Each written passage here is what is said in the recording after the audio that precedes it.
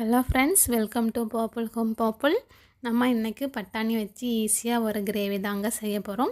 இந்த கிரேவி பூரி, சப்பாத்தி, ஆப்பம், தோசை, இடியாப்பம் எல்லாத்துக்கும் சாப்பிட்றதுக்கு ரொம்பவே நல்லா இருக்குங்க. இப்போ இதை எப்படி செய்யலான்னு பார்க்கலாம். கிரேவி செய்கிறதுக்கு முதல்ல பட்டாணியை 8 மணி நேரம் ஊற வச்சு ஒரு குக்கரில் எடுத்துக்கலாம். 2 கப்பு தண்ணி விட்டுக்கோங்க. அது கூடவே கொஞ்சமாக மஞ்சள் தூள் சேர்த்து குக்கர் மூடி போட்டு ப்ரெஷர் வச்சு மீடியம் ஃப்ளேமில் 6 விசில் விட்டு எடுத்துக்கலாம். பட்டாணி நல்லாவே வெந்துடுச்சுங்க. பட்டாணியை எடுத்து அழுத்தி பார்த்தா இந்த அளவுக்கு வெந்து இருந்ததுன்னா சரியாக இருக்கும்.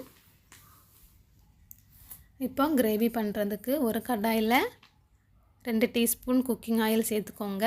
அது கூடவே ஒரு பிரிஞ்சி இலை, ஒரு துண்டு பட்டை, 3 கிராம்பு, 3 ஏலக்காய், ஒரு அன்னாசி பூ, கொஞ்சமாக வெந்தயம், கொஞ்சமாக சோம்பு சேர்த்துக்கலாம்.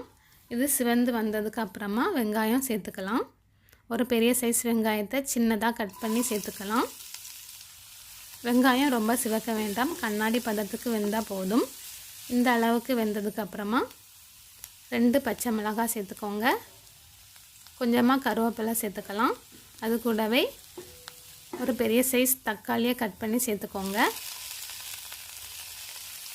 நல்லா மிக்ஸ் பண்ணி விட்டுக்கலாம். தக்காளி நல்லா வதங்கி வந்ததுக்கு அப்புறமா 1 டீஸ்பூன் இஞ்சி பூண்டு பேஸ்ட் சேர்த்துக்கலாம். காரத்துக்கு 2 டீஸ்பூன் தனி மிளகாய் தூள் சேர்த்துக்கலாம். 1/4 டீஸ்பூன் மஞ்சள் சேர்த்துக்கோங்க. பச்சை வாசனை போகிறது வரைக்கும் நல்லா வதக்கி எடுத்துக்கலாம். இப்போ வேக வச்ச பட்டாணியை தண்ணியோடவே சேர்த்துக்கலாம். நல்லா மிக்ஸ் பண்ணி விட்டுக்கோங்க. இப்போ கிரேவிக்கு தேவையான தேங்காய் அரைச்சி எடுத்துக்கலாம். 1/2 கப் தேங்காய், 1 டீஸ்பூன் சோம்பு, கொஞ்சமாக தண்ணி விட்டு நைஸாக அரைச்சி எடுத்துக்கலாம்.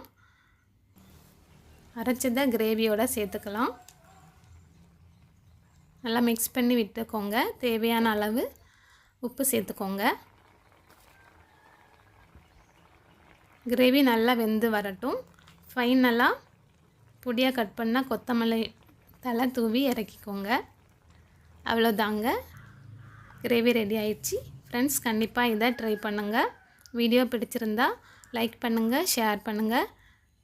கண்டிப்பாக சப்ஸ்கிரைப் பட்டனை ப்ரெஸ் பண்ணுங்கள். ஃப்ரெண்ட்ஸ், தேங்க்யூ ஃபார் வாட்சிங்.